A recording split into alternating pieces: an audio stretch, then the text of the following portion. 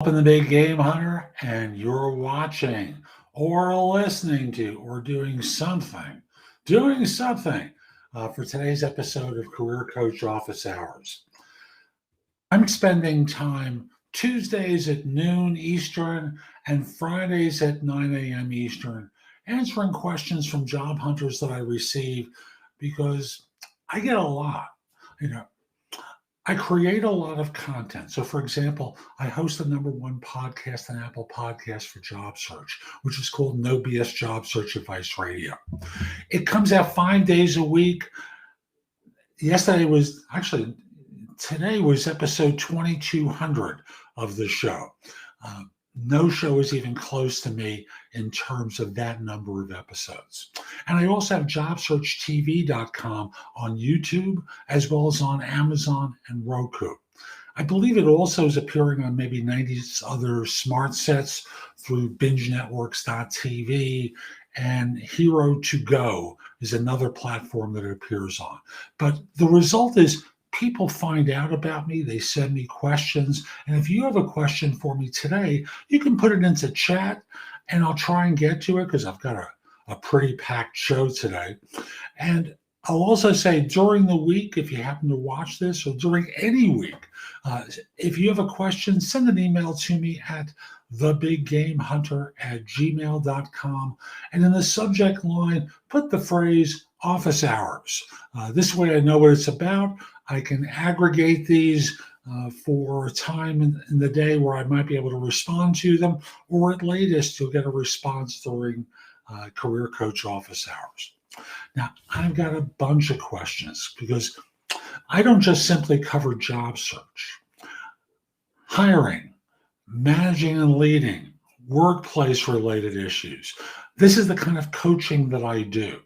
If you decide that you're interested in my support with a search, hiring more effectively, and all the other things I spoke about, visit my website, which is thebiggamehunter@gmail.com. I'm sorry, let me try that again. thebiggamehunter.us. Sorry. And you'll see a button that says schedule. And you can schedule a free discovery call or schedule time for coaching with me. I'd love to help you. Now, I have a lot of questions to cover today. And if you've got one, put the question into chat. If you want to say hi, put it into chat as well. I'll check after my answers to each question to see whether I can say hi to you, or at the same time, excuse me, I move my laptop a little bit, or at the same time, whether I can just cover your question during a pause. So I've got a bunch of them. And the first one is, how often do potential employers personally call previous employers or references? I don't think there's a way I can reasonably answer that question. Some do, some don't. And a lot do, and they're listening to what's being said and not said. They're trying to get a sense of the maturity of the answer to see if this is a ringer that they're talking with. And if it is, they ask the follow-up question, who else might know about this person's work that I might be able to speak with? So that this way they get what's called a secondary reference, which tends to be better, or from their standpoint, than this offered up reference. After all, you've set this person up, right? And they know it too. They, being the employer, knows it as well. So they know this is going to be a good reference. They just want to know what the next person's going to say. So how often do they do it? Pretty frequently. And if they don't personally do it, they may hire a firm to do the reference check for them. And then there's a background check where they confirm dates and wages from your history based upon what you provided in the application. So recognize that anything that's inaccurate can be cause for them to rescind an offer, terminate you post-employment, not make an offer. So try to be accurate with everything, because this way you avoid headaches. Let's just take a quick peek. Hi, Siobhan, welcome. Thanks for joining today. And if you've got a question, put it in the chat. Love to answer it. And let's come back to the next question. As a hiring manager, I'm going to answer that one now. As a hiring manager, would you rather see a plain and simple resume or one with 2 columns and artfully designed layout? Now, if I'm a hiring manager doing graphical work, I want to see a gorgeous resume because everything that you do reflects on that, on your design skills, right? However, for most individuals, you're not in graphical or artistic fields, and thus simple is better. Why? Because these firms have applicant tracking systems. They're going to want to parse the data into the system as a way of maintaining contact with you. And thus, it's easier for the systems to work with a plain, simple resume than the 2-column, artfully designed layout that this person's asking about. Can I reapply for a job if there are vacancies or spots still open after my application's been turned down? Yes, you can apply, but there's no guarantee that they'll interview you. Now, let's look at a couple of scenarios. Can you reapply? Are the jobs the same? Is it the same HR person? Is it the same manager? These all have an impact upon whether they would consider you. Did you do terribly on the first interview? You can apply or reapply, but the likelihood of being interviewed becomes pretty small because there's damaging data that they have in their noted in their applicant tracking system. So yes, you can always reapply, but whether you get interviewed is a different question. And then there's the stuff, and I remember this from years ago, when people would apply for jobs that were radically different from one another. So for example, at a hospital, there might be a position open for a Java developer, and then someone reapplies for something that's non-technical. How does that work? Where's your real expertise? And it just sends the message that you're not really knowledgeable in one of these attributes or as another, and you wind up hurting yourself.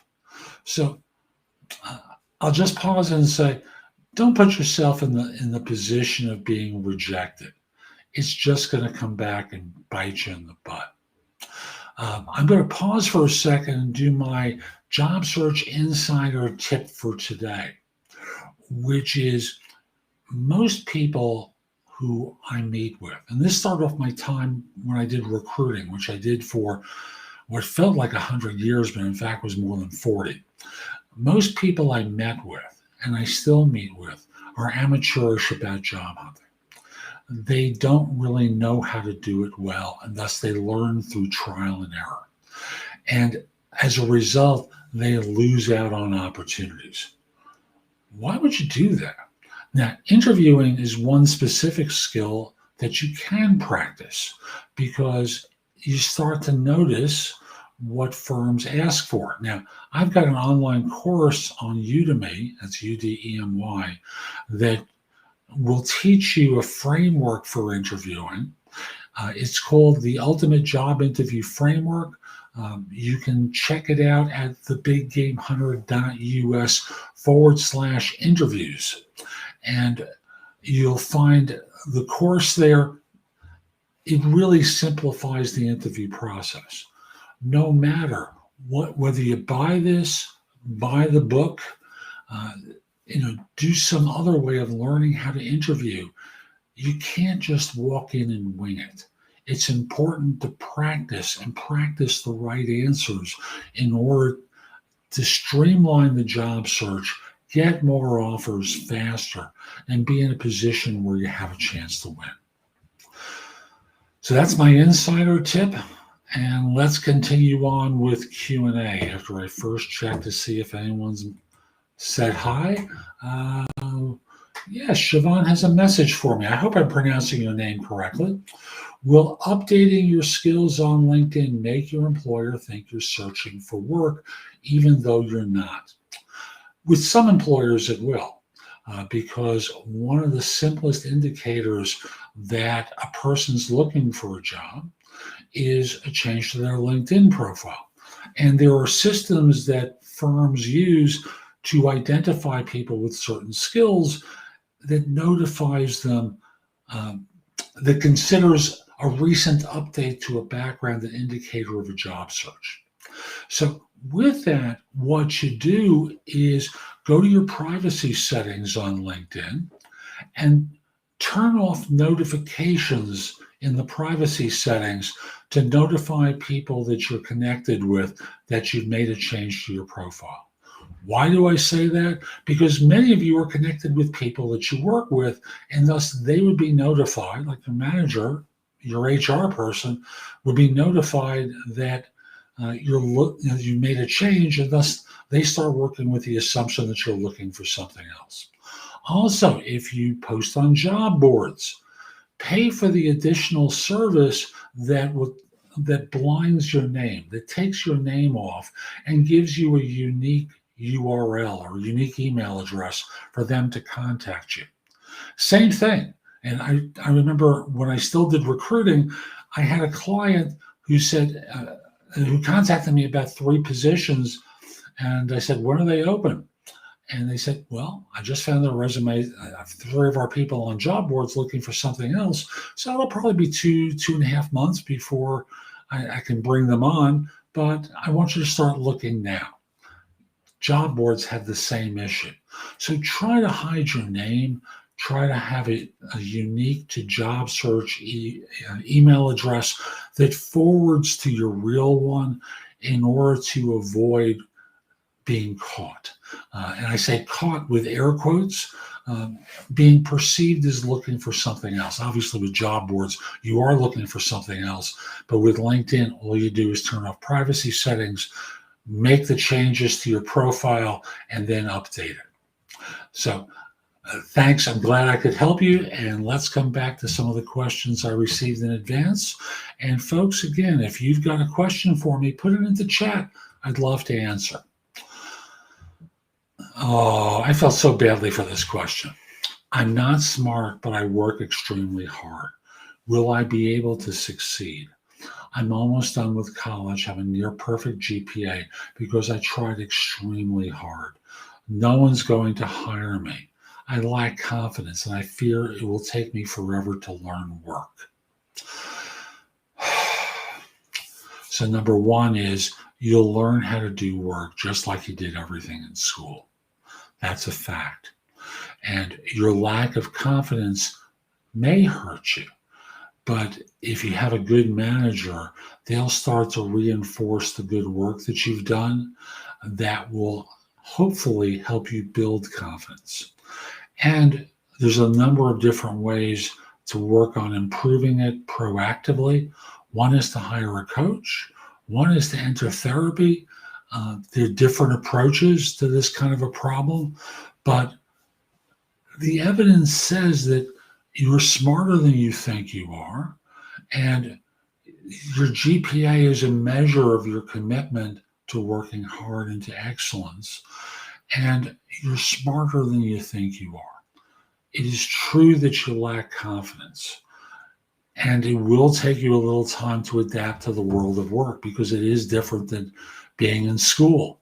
That's another fact to it. But you've done well in college. Do what you can. Keep getting great grades. It will help you get into an organization that will have great work for you to do. Okay. Next question on the job search side, and then I switch over to hiring because I have hiring questions today. What happens after I have cleared all the interviews in a company? Well, a couple of things can happen. Number 1 is, of course, they can make a job offer. Number 2 is you may have to wait because they're still interviewing other people. Number 3 is they may go into a negotiation with you to try and get you as cheaply as possible. And number 4, you can be rejected. Those are the obvious things that can happen. But On your side of this, your job is to keep interviewing until you have an offer. Don't sit around waiting for the phone to ring like a date on Thursday, wondering whether someone will call them and ask them out. Get out there and keep promoting yourself and get more interviews and keep doing well on interviews so that in this way you have choices. That's the most powerful position for negotiation, is if you have more than one offer. Get yourself out there, go promote yourself, do great. You'll wind up landing. So I now have a number of questions related to hiring, and let me start with those, okay? What are the best ways to recruit employees? Well, there are a number of different ways, and they're not all great, but the obvious ones are you can use job boards. You can find active job applicants with the right skills by doing keyword searches on job boards. You can then administer tests to these people. Pre-recruitment tests help narrow the scope of individuals you qualify. However, one thing just be aware of, you want to have some indicator in the test that would be unique, that would allow you to discern whether or not this person's telling the truth or not. And I say telling the truth because, after all, when you do a web test, right, you can be in a situation where they're having someone take the test for them. The ideal is to have them do it at your office rather than do it pre-interview. There's also the part of this where when you interview them, have standardized tests that administer pre-selected questions that actually qualify people for their capability of doing the job. So using an example from earlier, if you're trying to hire a Java developer, you want to have a quality Java development test administered to people, or questions administered to people that help you ascertain whether or not they're qualified to do the job. So don't just wing it on those, because that person you ask to administer the test, well, if they're a person on staff who you say, as so many do, I want you to talk to so-and-so for the position of such and such, and they make up questions on the fly, those questions may not be valid for evaluating people as you would want them evaluated. So recognize that, come up with standardized tests. Yeah, you can get people from LinkedIn and other sites, but the best way to recruit employees, employee referrals. Offer new hire bonuses so that your people have a financial interest in referring someone who's hired. So they'll start recruiting a better class of person. Don't make it $100. Make it $1,000. Make it $5,000. If it's people within your group, offer a premium over whatever amount the firm offers, because in this way, they're going to be working with people that they know. They'll be more than happy to refer better talent because they're going to have to live with the consequences, right?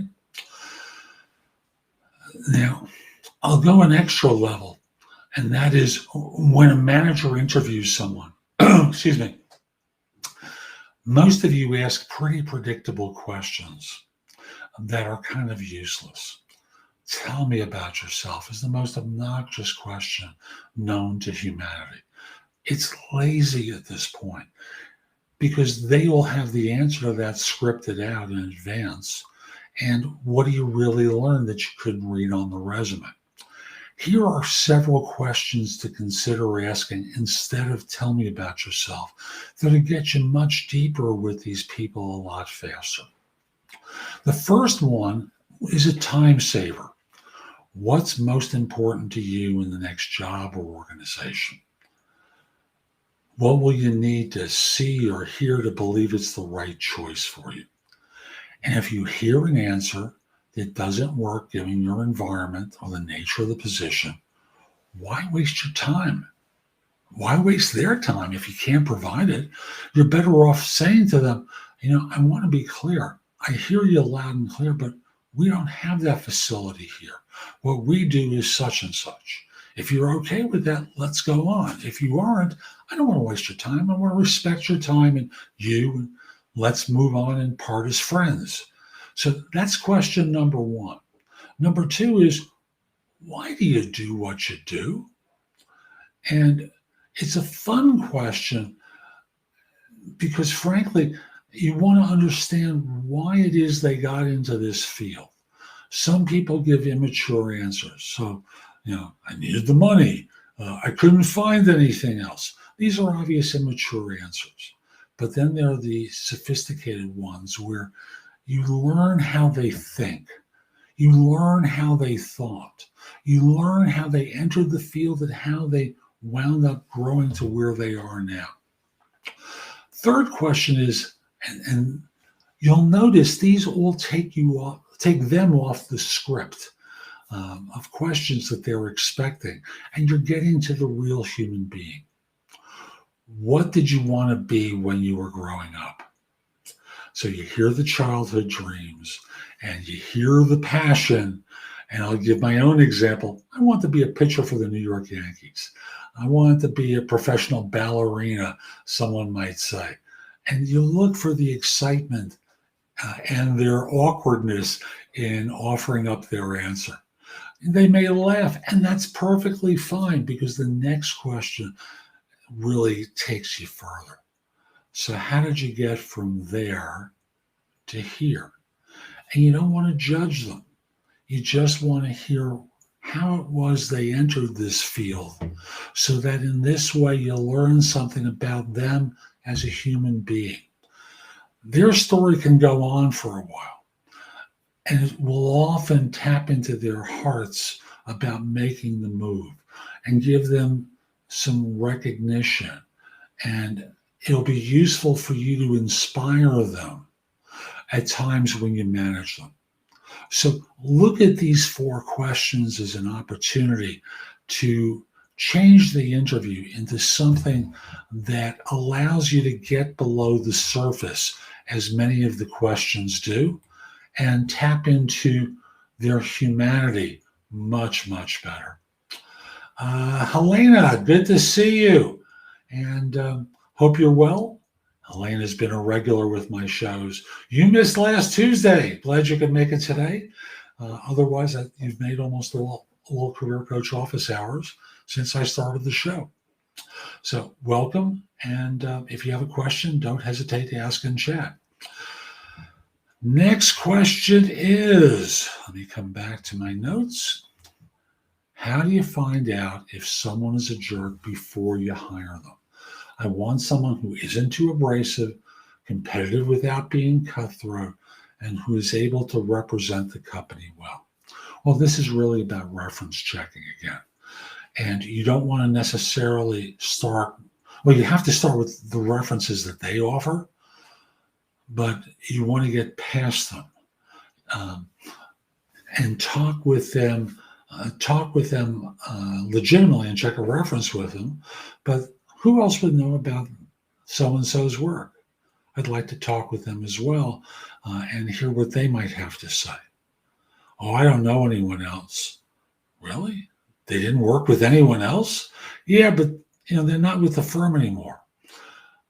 But what's their name? And would you happen to know where they went to work? No, I don't know where they went to work, but it was Helena so-and-so who they worked, who might know them. And then you go to LinkedIn and do a search for that person as a former employee of the firm to see if you can locate them. What characteristics do you look for when hiring? Competence, self-confidence, character, chemistry, maybe a little bit of charisma, all of which translates into I trust them. Trust is the big thing that firms evaluate for. If there's no trust, there's no hire. Trust can be earned in a number of different ways. And I'll just simply say, trust your skills, of course. Trust your character because you demonstrated on the interview. You're self-confident. Self-confident people always do better than those that aren't because it inspires confidence, gives them the feeling that you're the solution to a need that they have. So competence, self-confidence, character, chemistry, maybe a little bit of charisma, all of which add up to we trust her, we trust him. Helena, I am doing great. I'm so glad you stopped by, and I hope you are well as well. Last question for today is, why is there a need for, sorry, why is there a need for top-level managers when engineers do all the work? Because you don't do all the work. There's other work that's being done. And thus, there's work that you're not aware of, that managers do, that you're not capable of doing yet. You'll grow into the role. And the fact that you asked this question demonstrates the lack of maturity that causes an organization to say, we need someone to manage these people. They're getting too big for their britches. So I'll just simply say there is a need for top-level managers. You do the grunt work.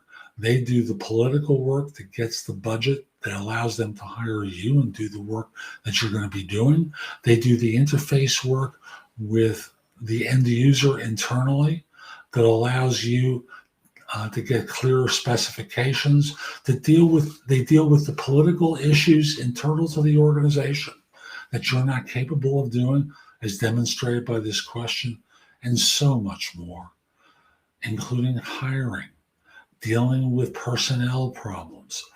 And you may think you know how to do it, but until you've been there, you don't know how hard it is. And let me just take one last peek and say that's it for today. I'm Jeff Altman, the Big Game Hunter. I'll be back at Friday at 9 a.m. Eastern for another episode of Career Coach Office Hours. If you've got a question for me before the show, you can message it to me at thebiggamehunter@gmail.com. In the subject line, put the phrase office hours. This way I know what it's about. I'll set the question aside and I'll answer it on Friday. And connect with me on LinkedIn if we're not connected. You can do that at linkedin.com/IN/the Big Game Hunter. Mention that you saw the show. I like knowing I'm helping some folks. And once we're connected, your network is going to grow by a lot because my network is bigger than most people's. Lastly, at my website, which is thebiggamehunter.us, the blog has thousands of posts that you can watch, listen to, or read that will help you find work more quickly. And Siobhan, thank you very much. Back at you. And while you're there, you can schedule time for a free discovery call or schedule time for coaching. I would love to help. Hope you have a terrific day. And most importantly, be great. Take care.